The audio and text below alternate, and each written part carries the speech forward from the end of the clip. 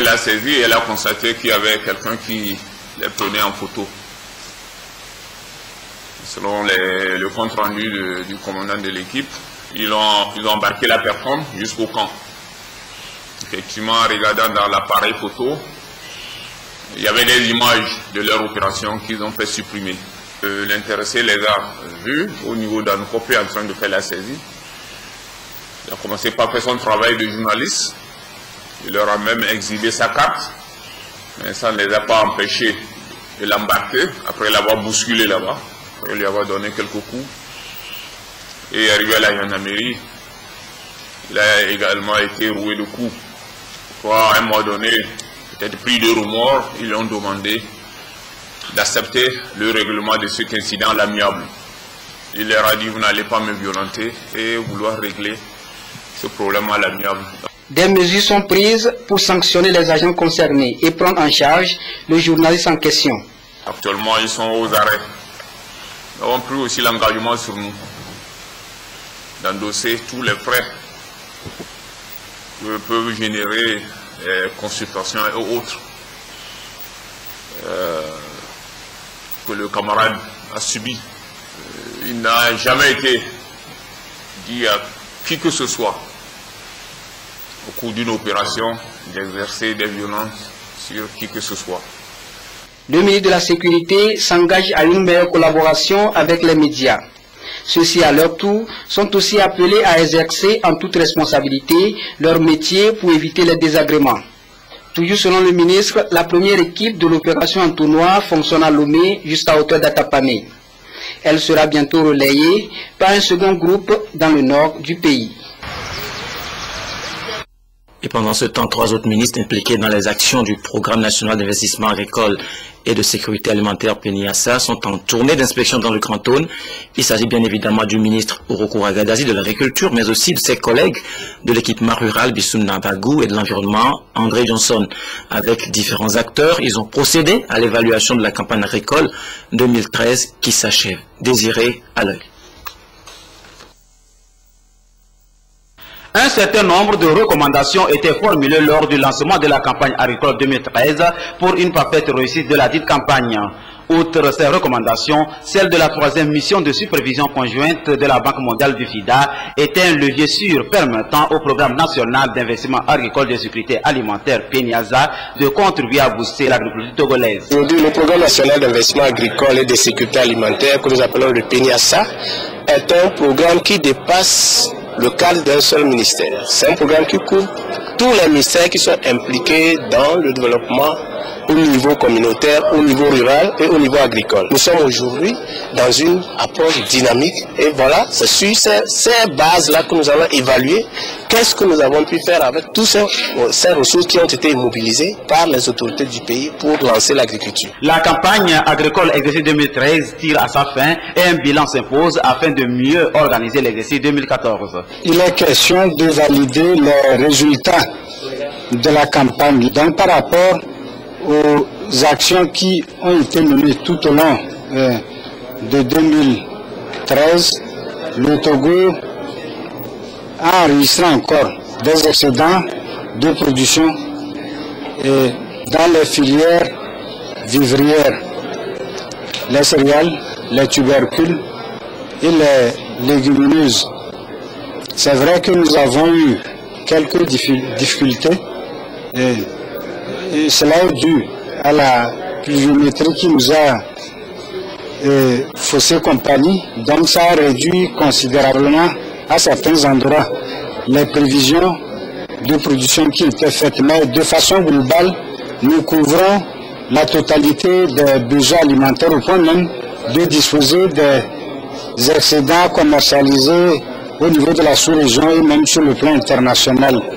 Nous avons relevé quelques faiblesses dans l'exécution du programme de travail et budget annuel 2013-2014. Au titre de ces faiblesses, nous pouvons citer la non-maîtrise de l'eau. Donc, en termes de perspective, nous avons inscrit le volet maîtrise de l'eau en lettres d'or. Pour les filières de rente, le café, le coton et le cacao, Et on a eu aussi des faibles productions pour des raisons que j'ai citées antérieurement. La présente rencontre d'évaluation de la campagne agricole 2013 met également l'accent sur les nouveaux enjeux et défis à relever par le ministère en charge de l'agriculture pour une parfaite appropriation du PENIASA par l'ensemble des acteurs intervenants dans le secteur agricole au Togo. Alors, en quoi les départements de l'eau et de l'environnement sont-ils concernés dans l'exécution du PENIASA? Suivons ces explications de Désiré Aloy. Pour booster l'agriculture togolaise, le gouvernement a consenti de multiples efforts dans la mise en œuvre du programme national d'investissement agricole de sécurité alimentaire PENIASA, un programme piloté par le ministère de l'Agriculture, de l'Élevage et de la Pêche, appuyé par d'autres ministères partenaires comme celui en charge de l'équipement rural pour atteindre les objectifs. Nous faisons en sorte que le matériel agricole même soit plus proche de la population. Ça veut dire quoi? Il y a les tracteurs, il y a des vanneuses, des batteuses, toute la batterie de matériel agricole que nous devons mettre, accompagner les producteurs pour qu'ils puissent être à l'aise dans leur production. Et ça ne s'arrête pas là lorsque nous parlons de l'équipement. Lorsque le paysan a de l'eau pour produire, il a le matériel agricole pour faciliter le labour, faciliter le traitement du sol pour produire. Il faut vendre. Et au niveau de l'équipement rural, ce que nous faisons, nous les accompagnons avec des pistes de dessert pour qu'ils puissent évacuer leur production, pour qu'ils puissent vendre leur production. Pour une parfaite croissance agricole, la protection de l'environnement reste un défi capital à relever. Le ministère de l'Agriculture et le ministère de l'Environnement sont des ministères qui sont consubstantiels, c'est-à-dire qu'en permanence, il y a des actions concertées. Aujourd'hui, on ne peut pas parler de développement durable, d'agriculture durable, si on ne s'attelle pas aux problèmes liés au changement climatique. Alors, ce qui nous incombe essentiellement à notre niveau, c'est de la sensibilisation. Essayer de faire comprendre aux populations, et c'est ce que nous faisons à chaque fois que l'occasion nous est offerte, que nous devons absolument préserver notre écosystème, préserver notre biodiversité pour permettre justement à l'agriculture, au développement agricole de se faire dans de très bonnes conditions. Il ressort alors clairement que la maîtrise de l'eau et la protection de l'environnement doivent être des actions collectives ou individuelles à adopter afin de réduire progressivement l'incidence du réchauffement climatique sur les prévisions de production agricole au Togo. Le ministre de l'Agriculture, de l'Élevage et de la Pêche a également profité de sa présence dans la région des Savanes pour inciter les éleveurs à vacciner leurs animaux. Il s'est rendu à Katindi, à 5 km de Dapan. Ils sont les éleveurs du canton de Katindi, situé à 5 km à l'est de la ville de Dapaon. Autour de leur chef, ils sont attentifs au message du ministre Urukura Agadazi en charge de l'agriculture, de l'élevage et de la pêche. Un message focalisé sur la lutte contre la maladie de Newcastle et la peste des petits ruminants qui aujourd'hui s'éloignent de l'élevage grâce au projet PASA qui promouvoit la santé animale à travers des campagnes de vaccination couplées de déparasitage des animaux. Dans notre région, je voudrais saluer l'action des vétérinaires privés et la collaboration des éleveurs, ainsi que le travail fait par les techniciens pour la sensibilisation. Nous sommes très largement au-delà des 70%. Ce que je veux saluer, c'est le respect des consignes données par les autorités. L'objectif médical, c'est d'atteindre 70%, parce qu'il y a des petits qu'on ne vaccine pas. Oui, le conseil à donner aux producteurs, c'est de continuer à vacciner, continuer à sortir les animaux, surtout que les petits ruminants sont marqués, afin qu'on n'oublie pas les animaux. Et pour que cette campagne, nous atteignions l'objectif de 70% de couverture vaccinale sur le plan national. Le ministre Urukura Agadazi a salué la synergie des efforts des vétérinaires publics et privés pour une même cause, celle de faire du Togo dans un proche avenir un exportateur de produits carnés. Avec la distribution des géniteurs et l'accompagnement des éleveurs dans la construction des poulaillers et bergeries améliorées, la voie est balisée pour atteindre les objectifs fixés par le gouvernement. Je tiens à remercier les cadres qui tiennent à améliorer nos bergeries, surtout le projet PASA.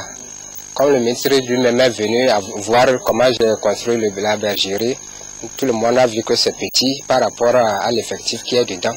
Le ministre vient de nous parler ça, qu'on va nous aider à élargir nos bergeries. Avec le concours de l'ICAT, 156 tonnes de ciment et 2500 feuilles de tôle sont déjà disponibles pour améliorer les poulaillers et bergeries des éleveurs de la région des Savanes. Direction la région des Plateaux, où les populations du village de Tchadomé ont bénéficié d'une nouvelle maternité. Jusque-là, la structure qui servait à l'accouchement des femmes n'était pas autonome. Elle était partagée avec d'autres structures, ce dont est un geste de générosité de la Convention des femmes pour unir.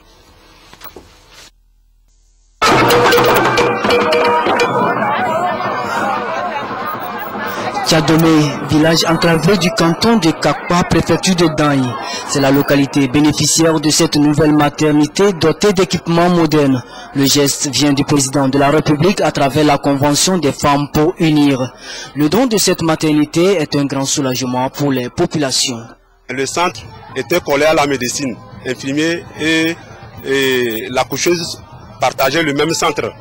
Bon, dès aujourd'hui, à l'heure actuelle, on vient d'avoir une maternité. Nous sommes en train de voir que c'est un plus. La maternité est détachée de l'infirmerie. Donc nous voyons que c'est un plus. Les femmes seront à l'aise pour l'accouchement. Et comme ils ont la maternité, peut-être qu'il y a une maternité construite pour elles-mêmes.